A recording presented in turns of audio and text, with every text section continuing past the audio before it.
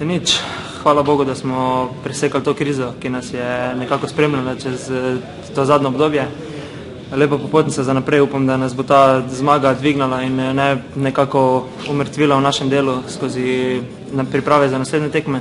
Zdaj imamo 14 dni premora, upam, da ga bomo čim bolj izkoristili, da se še bolj povežemo z novim trenerjem in upam na najboljšo prihodnost Olimpije in upam, da smo na pravi poti.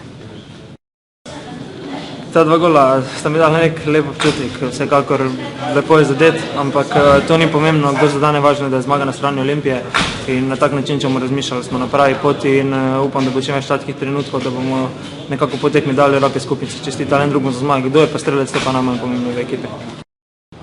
Pa dobro, bilo je malo težje, bilo je malo pomanjkanje tekem v nogah, ampak mislim, da je hiter pa je na 10 minutah, mislim, da sem že prišel nazaj v tisti ritem, ta prav. Dvoje poznalca je še malo problemov pri postavljanju, ampak mislim, da več tekem, ko bo lažje bo. Več tekem se bo napravilo novih, lažje bo imeti. Občutki po taki tekmi po zmagi so super, ne. Zdaj, zlekali smo se, upam, da z te krize, ki smo imeli manjše.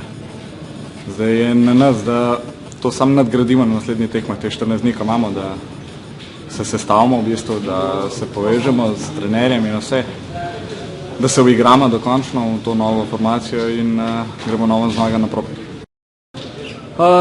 Odlično, mislim, potrebovali smo to zmago zdaj pred premorom, tako da potem mogoče malo slabšem obdobju smo zmagali in zdaj v to reprezentančno pauzo počakamo v miru in se pripravljamo na naslednjo tekmo. Kaj ne rečem, dočakal sem priložnost, da sem treniral, čakal priložnost in tukaj je prišla.